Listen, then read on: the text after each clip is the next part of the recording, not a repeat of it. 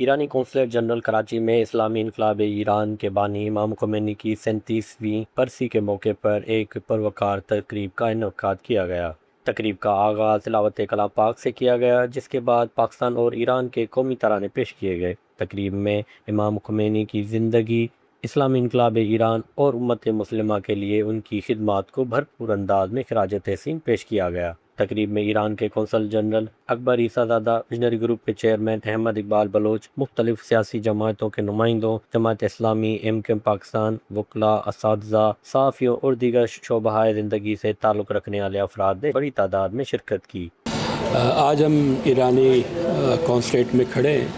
اور یہاں پہ مقررین نے جو تقریر کی اور جو ان کی زندگی کے بارے میں بتایا وہ انتہائی متاثر کن ہے۔ ان کا کہنا یہ تھا کہ ان کی زندگی جو ہے وہ ایک شاندار زندگی تھی، اور انہوں نے اپنے اس انقلابی سفر میں یقیناً جو دور گزر رہا ہے، ہم نے دیکھا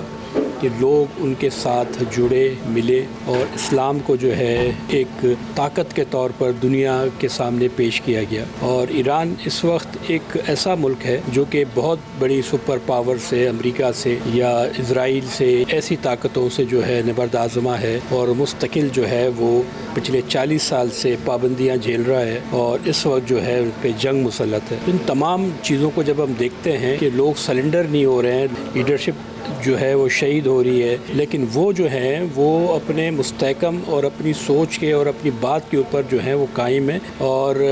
یہ امام خمینی کی جو سبق تھا یا جو ٹریننگ تھی یا جو ان کا انقلاب تھا، اس کے اثرات ہیں۔ اور آپ دیکھیں 40 سال پابندی ہونے کے باوجود بھی ان کی میزائل ٹیکنالوجی دیکھ لیں، گاڑیوں کی صنعت دیکھ لیں، ان کا جو ہے پیرامیٹکس دیکھ لیں، ان کا میڈیسن دیکھ لیں، وہ ہر شعبے میں انہوں نے ترقی کی ہے۔ تو ان کا کہنا، ان کا سبق یہ تھا کہ اسلام جو ہے ایک مکمل ضابطہ حیات ہے، اس میں تمام چیزیں ہیں۔ دوسری بات آپ نے کی کہ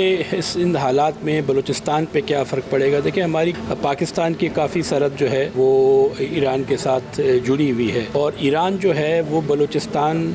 جو مکران ہے، تافتان کا بارڈر ہے، یہ جو سارا بارڈر کا علاقہ ہے، ان کی زندگی ہی ایران سے جو سامان آتا تھا یا تجارت ہوتی تھی تو یہ اس کے اوپر ڈیپینڈ کرتے تھے، اور وہاں سے جو ہے یہ تمام لوگ جو ہے اپنا کاروبار بھی کرتے تھے۔ اور چونکہ بارڈر بعد میں بنا، پہلے تو ایک مکمل سرزمین تھی، تو خاندان جو ہے آدھے ادھر رہتے ہیں آدھے ادھر رہتے ہیں، تو اس جنگ سے، اس بارڈر کی بندش سے جو ہے لوگوں کی زندگیوں پہ یہ اثر پڑا۔ کچھ کاروباری معاملات خراب ہوئے،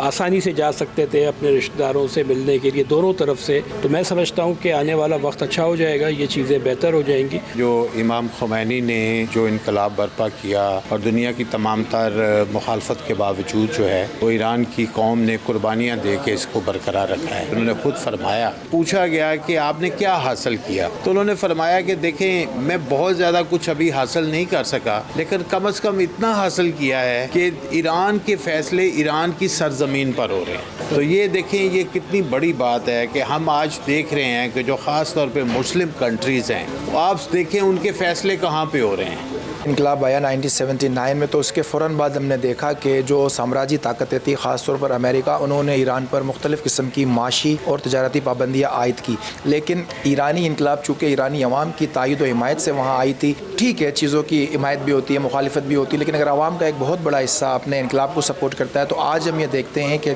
امریکی حملے کے باوجود بھی ایران ڈٹ کر کھڑا ہوا۔ تو یقیناً یہ نوجوانوں کے لیے ایک انسپائریشن ہے کہ دنیا میں اگر اپنے حقوق حاصل کرنے ہیں اور جو ڈکٹیٹوریل نظام ہے اسے اگر نکالنا ہے تو پھر عوام کے ساتھ ہی جدوجہد کر کے اس طرح کی چیزیں کی جا سکتی ہے۔ تقریب کے شرکاء نے امام خمینی کی سیاسی، مذہبی اور فکری خدمات کو سراہتے ہوئے کہا کہ ان کی جدوجہد نے عالمی سطح پر اسلامی بیداری کو نئی سمت دی۔ مقررین نے پاکستان اور ایران کے درمیان دوستانہ تعلقات کو مزید مضبوط بنانے کی ضرورت پر بھی زور دیا۔ کیمرہ مین مدثر نظر کے ساتھ جواد علی، وش نیوز، کراچی۔